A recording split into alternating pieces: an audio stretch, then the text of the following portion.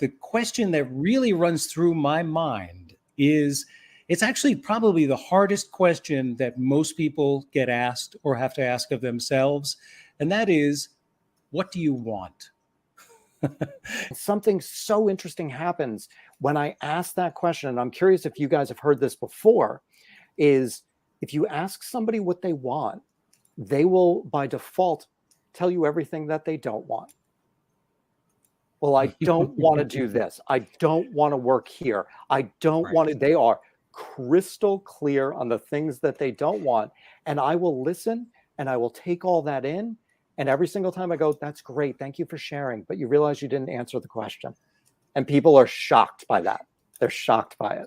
I also think it's a little bit of how our brains are wired, that when we very clearly delineate the things that we don't want, that is an indication of how our old lizard brains, our several 100,000-year-old lizard brains, they're only wired for our survival.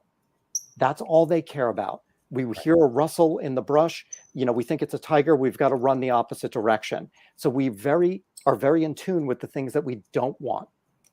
The things that we do want, they don't do anything for our survival. Don't you find it's kind of interesting when you look at what people want, like you said before, and how they live their lives? I see your bike behind you there, and I start thinking about car racing on TV and stuff like this. Not a lot of it, very rarely is it a drag race. For some people, they do go around the track multiple times, but for some of us, it's riding Le Mans. That you have lots of twists and turns, but we don't take the time to enjoy and watch the scenery because we're moving so fast. I think that's a trap that's so easy to fall into, just that autopilot trap. I'm going to do the same thing that I do, time in and time out. And then, all of a sudden the years go by and you wonder where the heck did time go and why has nothing changed? And it's really, when somebody's on that oval, when they're on that NASCAR track, how do we take a left-hand turn? How do we take a right-hand turn? And this speaks a little bit to what you guys were talking about earlier and what we were talking about, just that fear of being different. Everybody else, let's say, is going on the track and you decide you're going to take a left-hand turn. It feels very daunting because everybody else is still going in their circle. And now you're the one who decides that you're not going to follow all the other lemmings off the cliff. You're going to be the one that stays back and does something different. When you need to make steps forward, don't we all rely on what we believe is our strength? Is there a difference between understanding yourself and knowing your strengths and self-trust?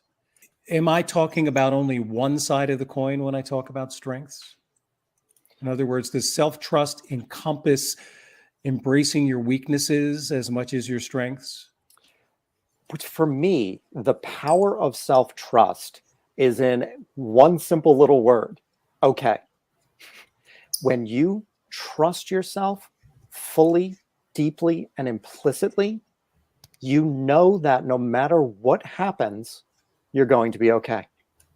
And that, to me, is so unbelievably powerful. And I think what comes along with that, Paul, like we've seen before, is if someone doesn't identify their weaknesses, if they don't embrace them, and quite often share them, then when they do talk about this and they're trying to overcome them or avoid them or shove them aside, they're not as authentic.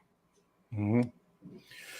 Yeah. And I think that's so important about the foundation. And actually, I was going to ask this question early on in the broadcast, but I think you metaphorically alluded to it and have answered it, why you are called a reinvention architect, because you start from the base, from the foundation, and you build up. So now it makes perfect sense.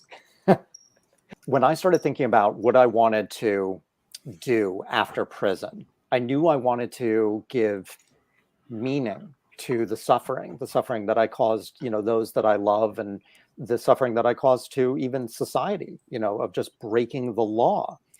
I said, how can I give back? How can I be of service? And I started really thinking about that. And, I was working with a coach at the time, and she actually suggested that, she said, I think you'd be a really good dating coach for women.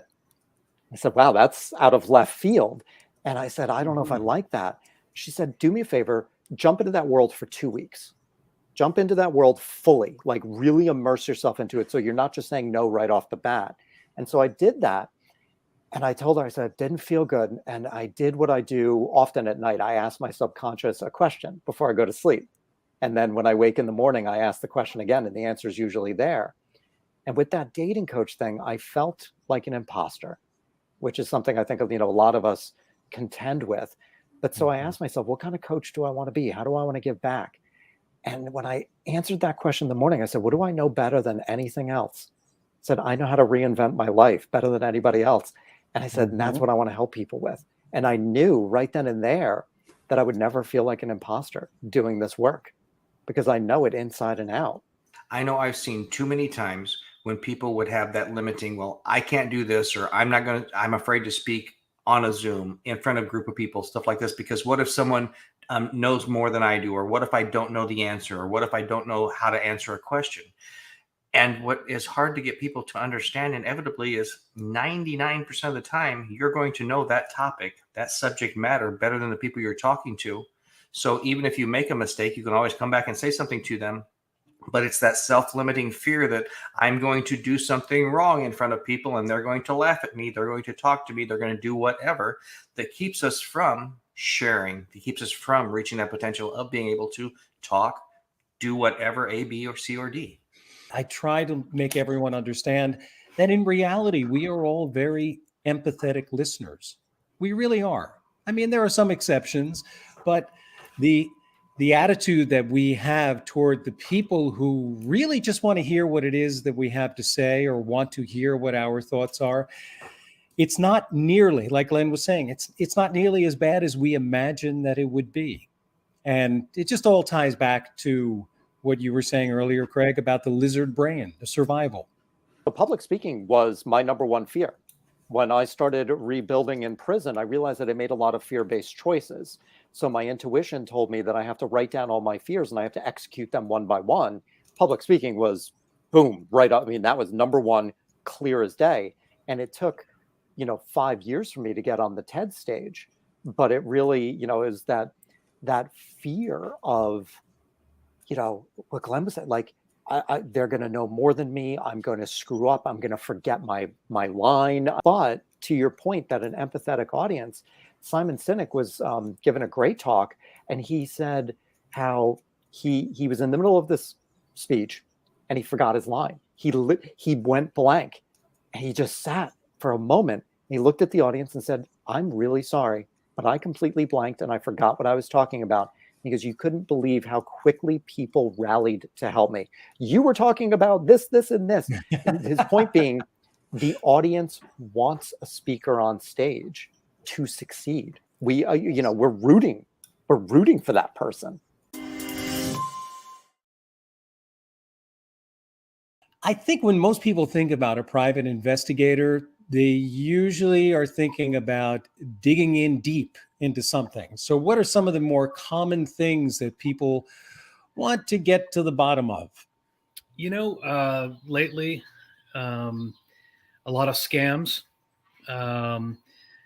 people doing them wrong, whether it's a business or an individual, people that they want to date. They want to find out who this person is about, if they're given a real name, if they're married or not married, criminal background, things like that. And then, there's been a lot of civil and criminal and family law stuff that we've handled. And it's, in my opinion, it's increased in the past couple of years. How much do you deal with people that are being reactive because they could have done some type of background check investigating prior to what? Now they're in a situation where maybe it's someone they're dating, someone that's working for them, and they're a little bit nervous about the situation where they could have been more proactive and done some investigation with you to maybe avoid some situations. 9 times out of 10. It also happens in business disputes. I deal with attorneys all the time and work hand in hand with attorneys. And had they just maybe hired an attorney to do a contract, things would have been prevented. So what I'm seeing a lot right now is dating scams. People, maybe, a couple of cases I've gotten recently where guys are asking women for money that they've never met and trying to get them involved in fraudulent activity and things like that. And for some reason, one reason or another, the individual's duped and, they've put out $10,000 or whatever. And then they've called me and they say, oh, well, I don't have much money to hire you. And I said, well, I would have been less than the $10,000 that you paid this individual that you never met before. Your background as a police officer, does that, do you feel that is a qualification that a good private investigator needs to have? Obviously, you do have it, but is that a requirement? Does it make it a little bit easier to get doors to open if you have a past history of working within that realm? It helps. And I think the biggest thing is it helps with interviews and interrogations and reading people, knowing about the law, knowing about scams and crimes and how people behave. It helps in terms of the licensing, but a lot of people that have been in law enforcement automatically think that they can be a great private investigator. And that's definitely not the case. It's more finesse, creativity, thinking outside the box, personality. So you need to know how to talk to people, how to listen to people. So to answer your question, it's definitely helped, but it's not the end all be all. So with regards to the fraud that you're seeing, is that first red flag always money? Yeah. And I think there's a bit of social engineering. So maybe you look at behaviors, what they're saying. So one case I handled, I helped out a person who thankfully didn't give money. She was communicating with a guy who said he was in the military, and he even had a uniform and had the proper background and all that stuff. And he was just a scam artist. And so along the way, we collected evidence, and I showed her, hey, this doesn't come back to an individual. There's nobody with this such name who lives at this location or this city. So we gather that piece of evidence, but she could have been out thousands of dollars had she not stepped back and called me. So really the best advice is to not be quite as reactive at times. When you see something, try to compartmentalize the emotion and realize if something comes at you out of the blue, it's probably blue for a reason. It's that color for a reason. It's, Yeah, go figure. Take a step back. I mean, in society, everybody's quick to comment, judge, think something's real. Step back and maybe look at both sides. And at the end of the day, that's what I do with all my investigations, because there's clients that call me that perhaps that they want to do some sort, for example, a guy wants to know if a gal that he's divorcing is, with another guy. And I said, well, I'm not providing you any information about that particular person, because what if you go and threaten him? And now, it's like, so you never know. So I'm obviously analyzing people that call me as well. But yeah, you just got to constantly be doing that. And that lends to the security aspects of life as well. I mean, things have gotten crazy in the past, we'll say 2 to 5 years. You got to know about your environment, where to go, where not to go. Make sure you're not driving into a protest or a civil unrest, or, kind of be aware of your surroundings. For a high net worth, is it worth it to hire an investigator to really see, does the person make X? Do they spend Y or whatever? Because maybe the documentation they're giving to their attorney to go into the divorce isn't really honest when they're trying to make an equitable settlement. Yeah, crazy people lying during that stuff. Who would have thought? Yeah. So yeah, it happens often, and it happens in regular net worth as well, middle class. It happens all the time. And so I get called in a lot. And obviously, once people, I don't know, maybe hear about me or get referred to me, they often like talking to me because I give them the straight scoop. I'm not giving them attorney advice, but I'm letting them know this is happening and this is why, and this is what we can do. And I recommend not doing this. Whereas maybe the attorneys sometimes will drag it out because those billable hours are extremely important to them, some of them at times, which is why I have a good network of ethical attorneys. Maybe because I grew up in the New York area, I always look at everything like, really? But what has been, what are some of the more vulnerable places that we all should be on the lookout for now? So, you hear it on the news a lot. Robocalls, number one. So as technology increases, people will get more savvy. So robocalls, are popular, where you get the warranty calls. Some that I see quite frequently, and people try to do it to me, a text, from like a weird number or just not a normal number saying, hey, thanks for paying this particular bill. Here's a little gift for you. And then they send a link. Now, I don't know what the intent of that scam or what they're trying to do, but regardless, people want you to click on stuff. So now they're expanding it to phones. When you have 50, 100, 200 resumes sitting on someone's desk, an HR person looking at them before they determine who they're going to pass along, what in 2022 do you recommend for a resume to make it stand out and to give it someone the reason to look at it maybe more than once and to pass it along? That's a great question. Most hiring managers or HR people or recruiters spend 7 to 10 seconds on a resume before they even decide to read the whole thing, let alone throw it in the waste paper basket. So, how do you want your resume to stand out? Number one, the job title at the top of the resume is not your current job title or your most recent job title. It's the title of the job that you're going for right now. Even if it's different, that's the title you put on the resume. Second, accomplishments.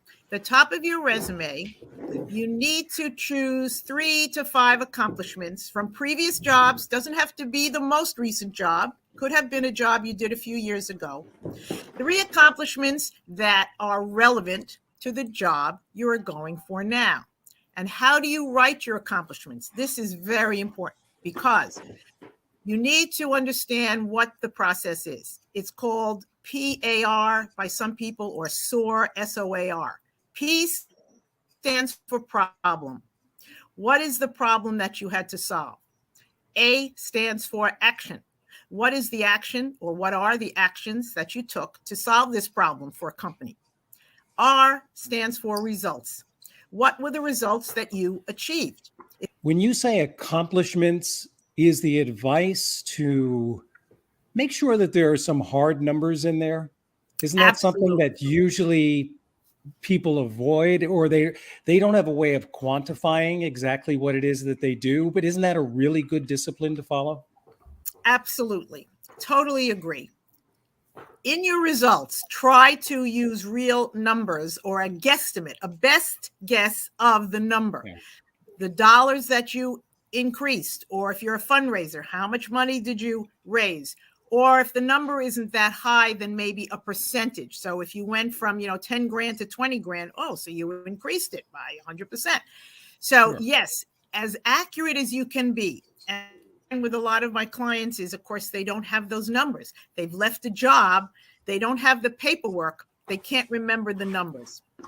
So here's some advice. When you start a job, start a journal, whether it's handwritten or it's online, and write down what your accomplishments are and what are the numbers or dollars or percentages involved, so that when the time comes for your review in 6 months or a year, for your update of your resume, for your next interview, you will not only have a description of this accomplishment, you will also have the results. From people I've heard, they never give responses back. And that's because they probably have one resume. They don't customize the resume to it. So yeah, I would say for a lot of those places, the juice isn't worth the squeeze. And you know what? That's a really good point, Glenn, because I know so many individuals over the years, and to be honest with you, I know the feeling myself that, geez, I'm just submitting another resume. I'm just doing this. I'm just doing that. If they're not going to bother, why should I bother? But what Amy was just telling us is every single job is unique. So you've got to make sure that the title that you're going for matches perfectly. What would you say would be a good amount of keywords to harvest out of the posting, Amy? What would you say? 20, 30 words, maybe? Is that too much? I think it's as many words as you can actually say that, yeah, I can do that, or I've done that. The phrases in the words. I don't know of a percentage. All I'm saying is that I have access to a syncing application. I can put in my clients' resumes and put in the job description, and it will automatically match it and tell us oh, you're missing this, this, and this in terms of hard skills, or you're missing these soft skills, or you're missing this education. So again, it's got to be 85 to 90% matching with what the job description says. That's why it's just not worth all your time, because you've got to tailor your resume exactly to this job. How many times a day can you do that? What's some of the really general advice that you would give to individuals who have made it to the next step and, whoa, they've got an interview coming up? First interview, and I know it changes, second, third. Maybe you could just talk a little bit about that, best practices in a very general sense. Yes. Nowadays, people are getting 3 and 4 interviews before they actually get an offer. The first interview is generally called the screening interview. That may be done by a human resource person. It may not even be the hiring manager, because again, the human resource person is acting as a gatekeeper and wants to find out some basic information. Or the screening interview may be done by a recruiter, once again, who has been hired by a company to find a perfect candidate. So what can you expect in a screening interview? Basic questions. What do you know about this company? Why do you want to work for this company? Why should we hire you? What's your strength? What's your weakness? Give me an example of how you got along with your boss or how you didn't get along with your boss. So, I mean, the first screening interview is generally just to see, who are you? Do you have any interest in us? Do we have any interest in you? The hiring manager may ask more detailed questions about specifics. If it's in sales or if it's in technology, they want to know if you know your subject matter and how have you accomplished your goals in that field. So you need to be prepared with your stories of your accomplishments, your PARs, to talk about that. It's not enough, as you know, to say, oh, I'm a successful salesperson. So what does that mean? You can't use the word successful. You have to prove it with an illustration. It's good to keep the conversation going with the interviewer by asking him or her a question. Most candidates don't do that. It's question, answer, quiet, dead space. It's important to act as though you're a consultant already working for the company by asking a question that will give you more information and insight into what are their challenges. What's the next project that's coming up? What do they have problems with now? What do they need help with now? So that you move the conversation forward, and in their answer, you will learn more about the company. I was going to say the same thing. I'm interviewing them because I want to know about them if I want to accept a position, if it's being extended. So if you're not doing that, and if you're applying, especially for a sales position, and you don't ask me questions, you're not getting another interview. You may want to find some answers to the question of, well, let's say they're called behavioral questions. Tell me about a time when you did not reach your goal, or you did not meet your minimum, or you did not get along with someone. So these are called behavioral questions. And really what the interviewer is looking for is, how did you respond to that situation? How did you communicate? And what did you learn from that mistake? And how would you do it differently in the future? The topic of estate planning, it sounds like one of those things that people just drag their heels getting around to. When is the good time? What are the good steps to take? Because not everybody is near retirement age who's watching Blabbit right now or watching the rerun of this. I think another common misconception or myth that I confront is that estate planning is only for kind of the super wealthy. Many of us are in the kind of the broad middle class, and we're not sure or certain that estate planning affects us or that it's necessary for us to engage in estate planning. I see people at 2 central junctures in their life, I would say, 2 large tranches.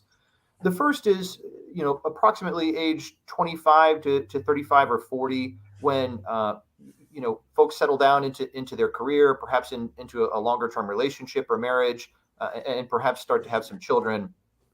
In any event, likely to start to accumulate some income and wealth. They're not just living out of the back of their truck, moving into out of a dorm or a short-term apartment or something at that point. So they start to feel that need more urgently. Do you ever find that some people think, oh, I don't need to do this now, or B, I don't have the net worth to worry about this? Absolutely. That they always should start planning this, because as one attorney has said to me, and I think I've shared this with you in the past, if you don't have a plan for when you pass away, the state of fill in the blank has one for you. It's called probate. That's exactly right. That's right. I guess very few of us have a classic or nuclear family situation any longer. Many of us have multiple marriages or relationships throughout our lives, stepchildren, adopted children, maybe just special persons that we want to care for. When you're having those discussions with your practitioners, it's not the time to be bashful. It can get rather intimate rather quickly. Someone books a consultation with us over the telephone or in person, or their legacy client, and I'm meeting them for the first time, and within minutes after I'm getting to know them, we've got to have fairly intimate discussions about their assets and holdings. Mm-hmm. That can be challenging, both as a practitioner and as a potential client or a first-time client. But it's important that you approach that conversation with openness, that you come prepared to discuss some of those details. It's a relationship that's built on trust and honesty and open communication. And I can only assist folks if I get transparency. Is step number one, or the motivation that brings people to your office to do estate planning, I've got to have a will so I don't give it all to the state? Is that step number one? Is that the motivation for most individuals to book that appointment? I think that, and Glenn had pointed to this. If you do not make a plan, the whatever state you happen to reside in will gladly supply one for you.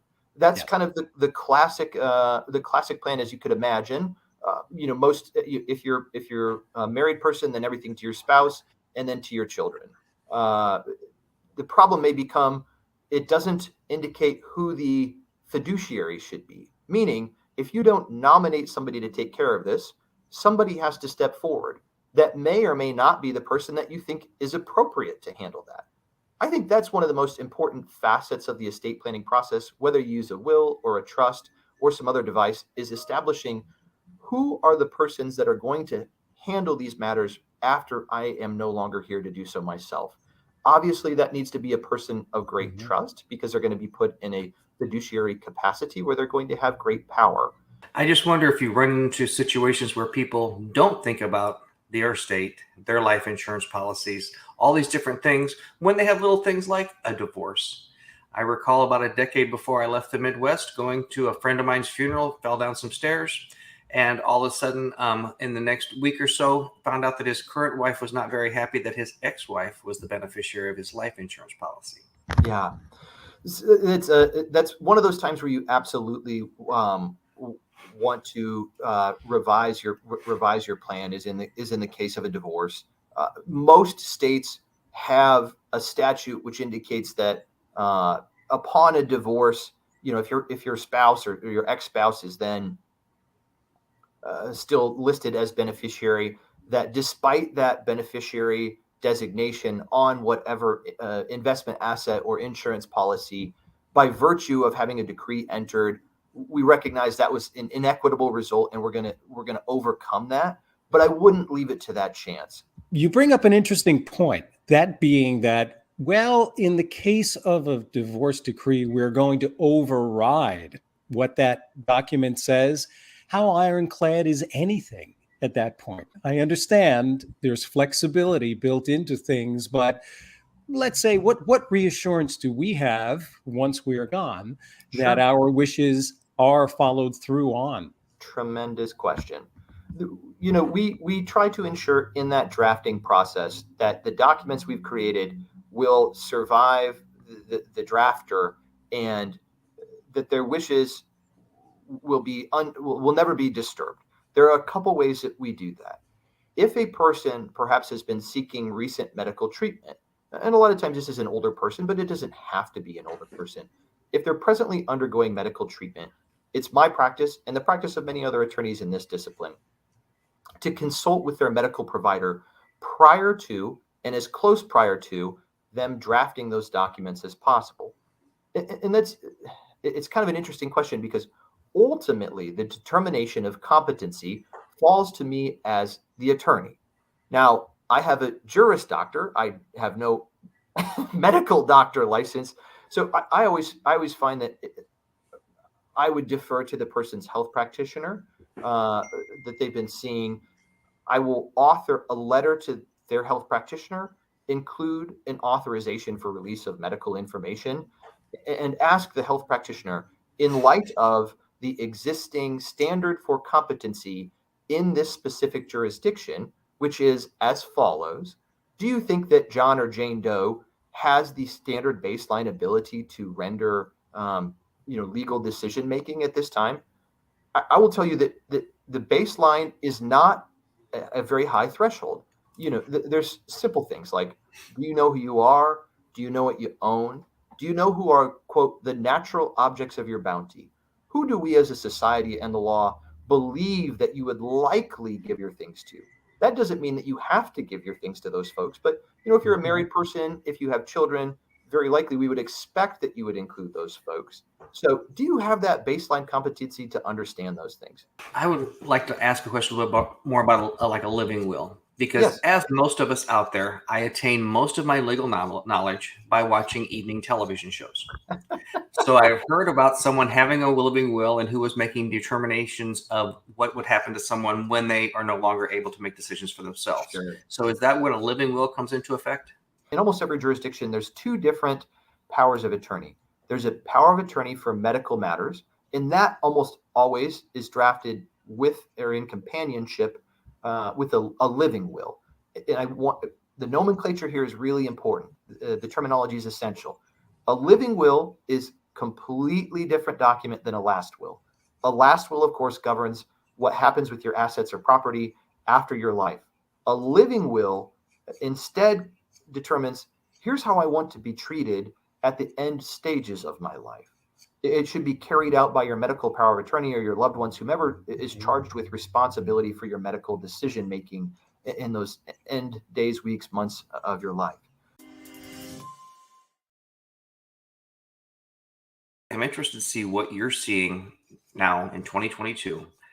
The biggest, I guess, would say confusion or disconnect that you have to try and talk to business owners to try and help them understand what they should be doing versus maybe what they think they should be doing, or what may seem cool, what might not be cool. What part of consultant/counselor do you have to provide in the spring of 2022? How much time do we have? It's funny. The list is the same in 2022 as it's been since I've been doing this. The biggest challenge I run into with a business owner is the latest shiny object syndrome, really. Like right now, all the buzz is TikTok. I keep hearing about TikTok videos for business, right? And so, a buddy tells another buddy who's a business owner, oh, I saw this thing on TikTok, you've got to do it. And a lot of business owners don't understand that because something works on this business over here in this realm or this niche or this style does not mean it translates over here, right?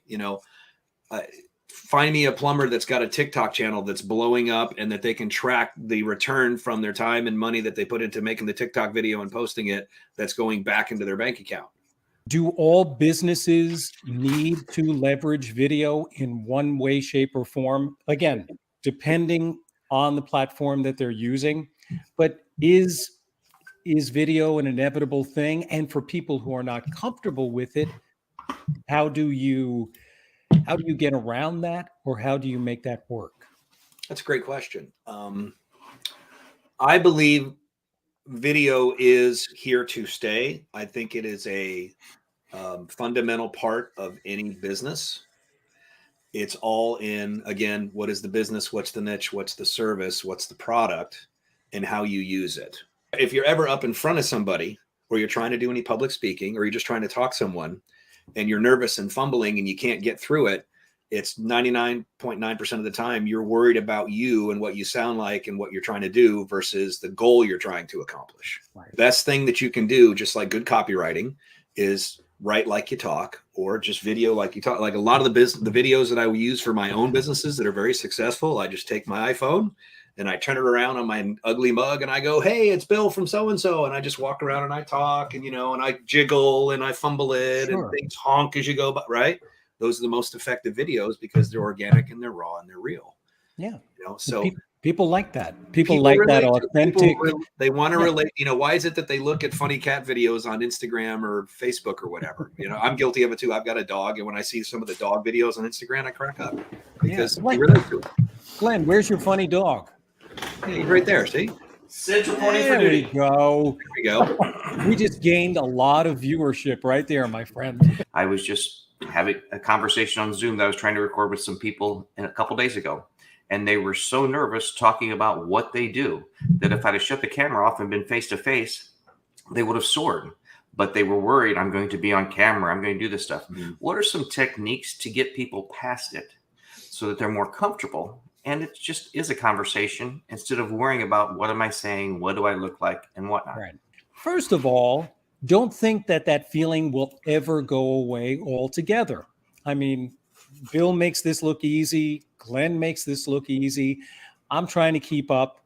And there's always a little bit of nervousness that goes into it because you know that you have an agenda. You are not just wishing somebody happy birthday on your phone. You literally have a reason for doing that. We are human tribal things by nature. We want to be connected, and real and raw is being connected. The more you can open up and be vulnerable and identify with someone, the more they're going to relate to you. As far as a tip on video and things like similar to what you said, another one of my marketing mentors, he said, when you're going to go right, or you're going to be on video, or you're going to try to sell, pretend you're sitting at a bar talking to your best friend, and you go, hey, tell me about blah, blah, blah, blah. And everybody goes, oh, let me tell you about this, right? And he goes into it, right? That's how you write. That's how you talk. That's how you do on video. That you just pretend you're sitting at a bar. Your best buddy asks you a question about your thing that you're trying to talk about, and you just look at him in your mind and tell him all about it, just like you would if it was, your buddy Bob. And that never fails for me. One thing I always ask business owners is, what do you have more of right now, time or money?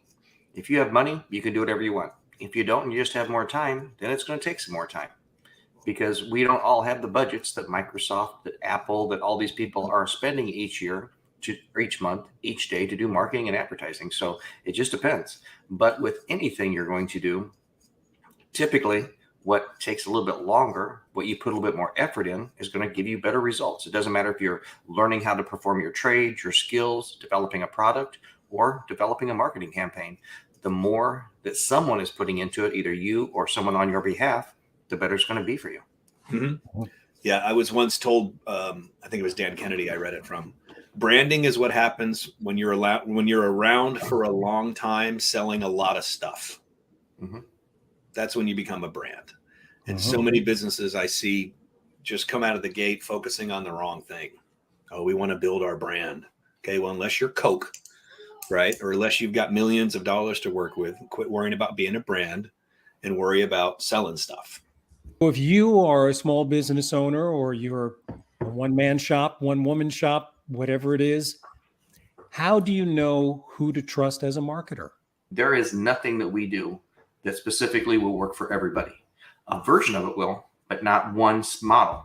Mm-hmm. So if they're not taking the time to learn about you, to actually put together a plan, if they say, let's say they want to talk and learn from you, and then they immediately say, okay, here's exactly what we're going to do. Did they really take time to think about what you said, or are they just listening to you and they already have a plan put together in the back of their head that they're ready to spit out? I never try to sell anybody anything. The first thing I do is I'm like, look, I'm going to take you through basically what I call an online physical. I need to sit down with you and talk to you. I need to know about your business, your niche. What are you selling? What do you want to sell more of? What's the most profitable? Where do you want to go? How much do you want to grow? Where are your problems? What's keeping you up at night? And then I go and I tear apart everything that they have online. I do a deep dive. I shoot a video while I'm doing it. I look at all their web properties, whether they own it or not. I look at their competitors, and I break it all down in a big video. And I say, look, here's your problems. Here's how we can help it. Here's where your competitors are kicking your butt. And if you want to talk about how we can solve all this for you, great, let's sit down and do that. And I will do that before I ever try to pitch them anything, because it's like going to the doctor. I can't tell you how to fix it until I know what you got going on. So if someone doesn't sit down and do that level of a deep dive before they start talking about what they can help you with or what you probably ought to buy or do, that's, to me, is like that's a warning sign. Okay. Now the terms marketing and branding get thrown around a lot. And I know that they're huge. They seem like huge mountains to climb for just about everyone, unless even if you've been in the business forever. It's always about reinvention and following the basics, but also moving with the times. Can you just give us your distinction as you see it between marketing and branding? But branding is a process of reinforcing a brand in the customer's mind, getting it to rise to top of mind. Marketing, I think, is more of a catch-all for all the different activities that we might wrap up under marketing. But and people will say marketing and sales. Well, sales is a whole different process than marketing, and so they all kind of work together. Branding and marketing help reinforce, produce sales, but sales is a different function than marketing. Marketing has several different kind of categories or subcategories. You have digital marketing or online marketing, and you have offline marketing, if you want to put them in those two categories. And then, for us in digital marketing, Glenn would know, you've got SEO, you've got SEM, you've got content marketing, you've got citation marketing, you got all sorts of categories and subcategories that fall under that. We talk a lot about consistency, authenticity, and stuff like that. And especially as some company may get a little bit larger, how often do you see it being disconnected? And when you are working with someone that's doing a PPC for you, someone that's doing marketing versus the branding versus the sales, if it's not congruent from top to bottom and you don't have a game plan, I would assume your sons probably have some offenses they're running and defenses they're running. They don't just run around, to and fro and just try and win a game. What are your chances that it's probably not going to work properly if you don't have everything planned from A to Z? The statistics bear themselves out. I mean, whether you consult the Small Business Administration or some of the authors who have done some big studies in this area, E-Myth,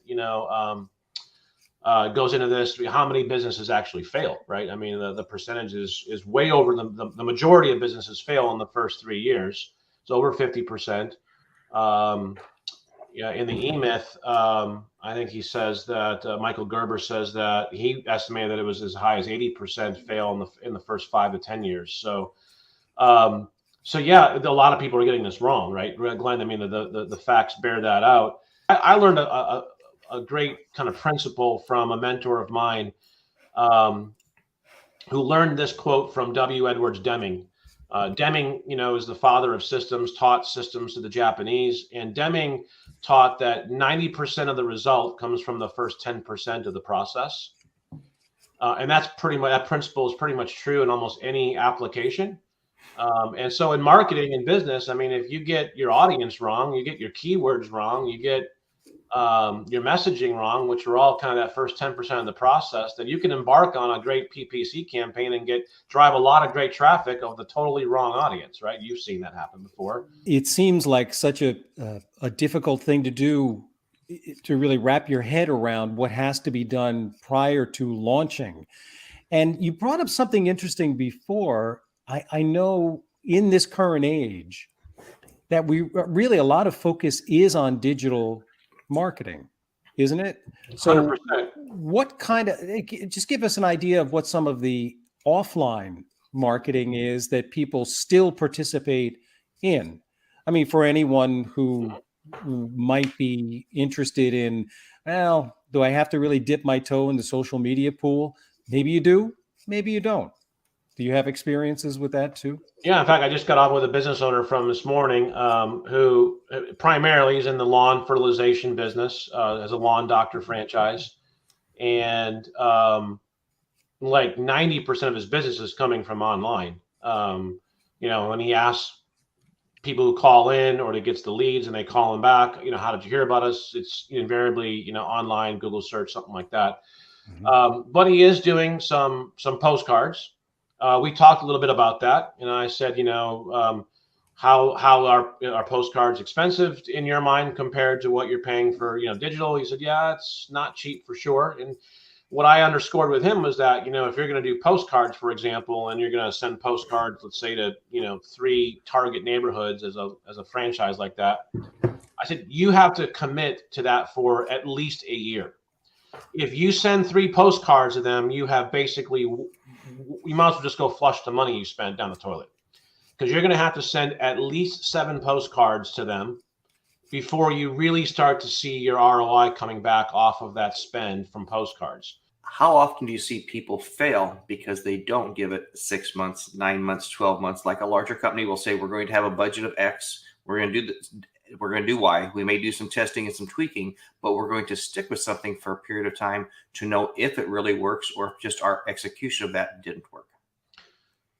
I would say the majority of people, business owners that I've experienced, give up just before success. And whether it's a month or 3 months or 6 months before they were going to have success, it's usually, a couple months in advance. But yeah, I mean, I think I'm not sure if it was Napoleon Hill in Think and Grow Rich, but one of the books along those lines had the story of, the guy who was digging for gold and was digging and digging and digging and digging.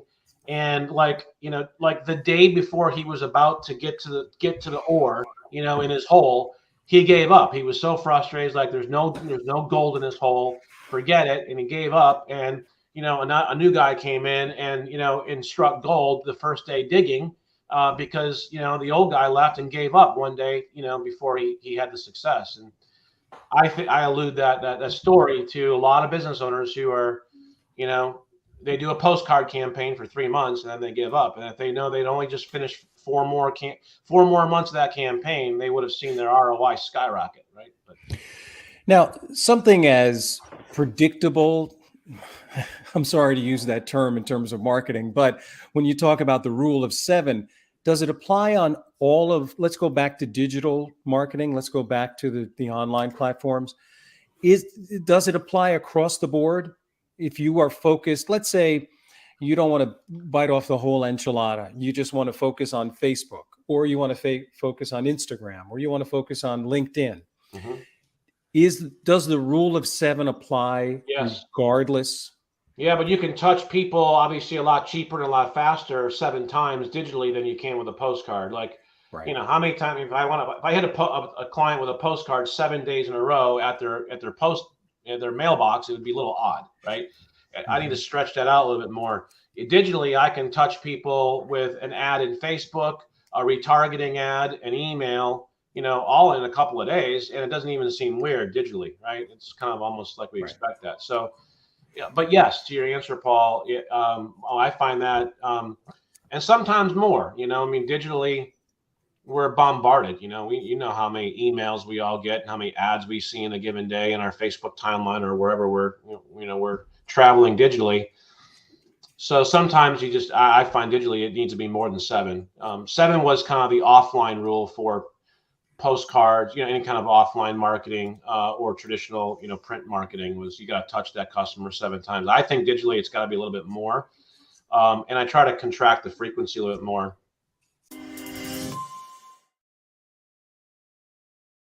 I want to start off with exploring a little bit about PTSD. I think typically we hear that or maybe associate it with people in the military or maybe people that are first responders.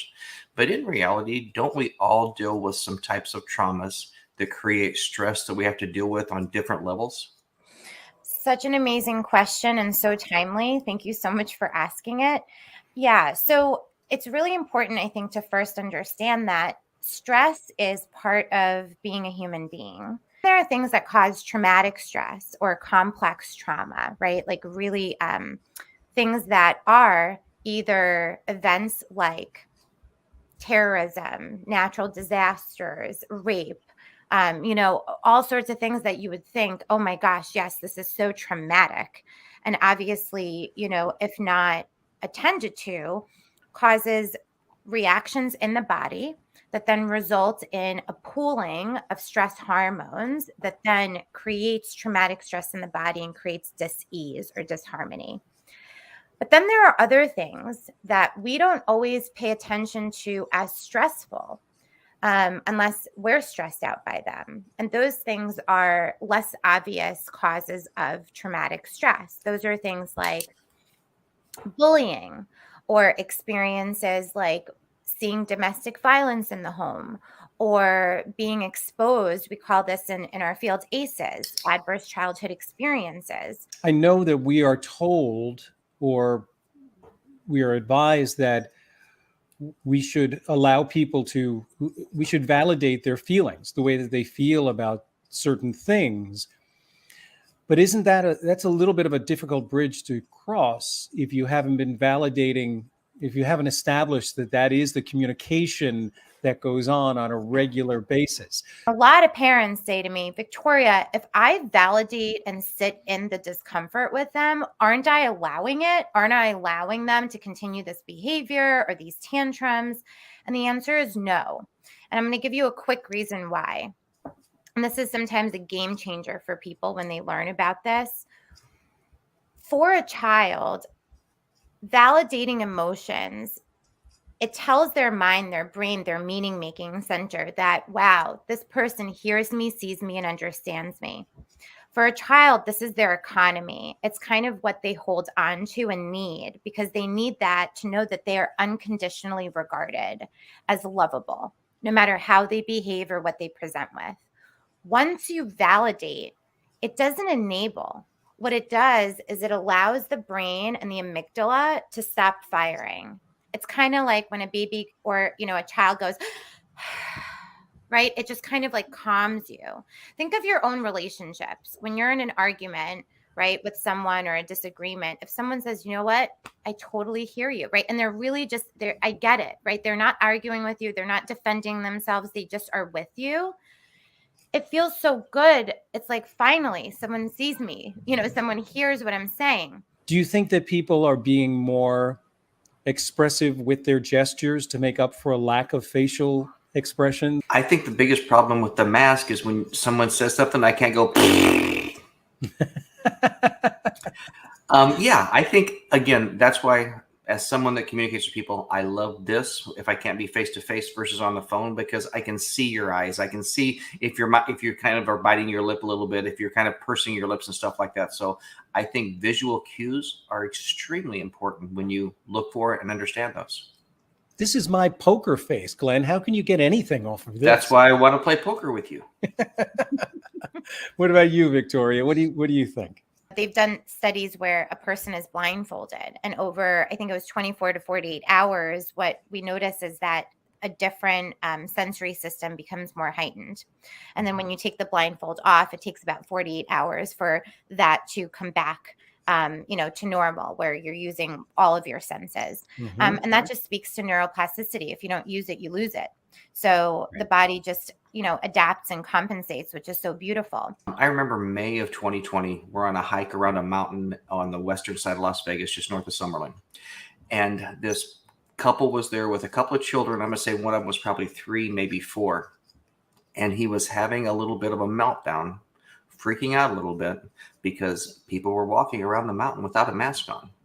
And his formative way of thinking was, I need to have a mask on to be safe. And his parents were trying to explain to him, we're outside, it's okay, and stuff like this. How much are you seeing that maybe creating some PTSD as far as fear of exposure or whatever, because they've been wearing a mask during these formative times? A lot. Everything from heightened anxiety around climate change to not feeling hopeful or hopeless around what we can do, to more anxiety around contamination and OCD-like behaviors related to trying to take control of not, being contaminated. And then with all of the different information and contradictions that are coming out sometimes with what will work, what will not work, right? And then all of a sudden this doesn't work like we thought it would. Very, very confusing. And remember, this is a life, what did I say in the beginning? These are things that are life-defining for kids. For us as adults, we've lived through more. Would you say that you get a lot of people who say, I'm stuck? It's a motivational thing, whatever it is. I don't know. I've tried a bunch of different things that did not work. I'm stuck. Maybe they don't use those exact words, but they're pretty darn close. I think 100%. It doesn't matter what we're doing professionally, personally. We go down this road, and it's a road that we've used before, that if you're not taking the time to develop, to further your awareness, your knowledge or whatnot, you're destined to, like we said, if we don't learn history, we're destined to repeat it. If we don't try and continue to expand ourselves, we're going to hit that roadblock. And in my experience, 9 times out of 10, we were just an inch away, or we stopped a day too soon. to cross that finish line. Sometimes people come and say, this is what my problem is, or they say, I've tried it all. And I get a lot of those. I've tried, especially with parents, I've tried it all. I have all the books. I'm resourced. I don't know why it's not working. A lot of the time it's the awareness around, I can get a hammer because I know that I need a hammer to hammer something into the wall. But something comes up that gets in the way of me actually utilizing that hammer in the way that it's supposed to be utilized. I've watched the tutorial, but I'm just not doing it right still. What's up? It's that blind spot. It's that roadblock that is keeping you from being resourceful with that resource you have. And once we can get that blind spot removed and whatever, it's like, I know, Victoria, that this is what I'm supposed to do with my kid. I know I'm supposed to let them do this and I'm supposed to tolerate this, but I can't. I just can't. Well, sometimes it's your own limiting beliefs. Sometimes it's those rules you live by. Sometimes it's, oh my gosh, if I do it differently than my parents did it, it means they did it wrong. I can't do that to my parents, so I'm going to not do this with my kids. It's all of these roadblocks. And if you can get them out of the way, then you can move forward.